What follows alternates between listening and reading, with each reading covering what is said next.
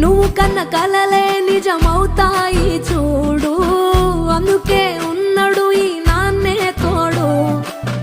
దశరథ మహారాజే నాన్నై పుట్టాడు, నువ్వు రాముడంత ఎదగరనేడు.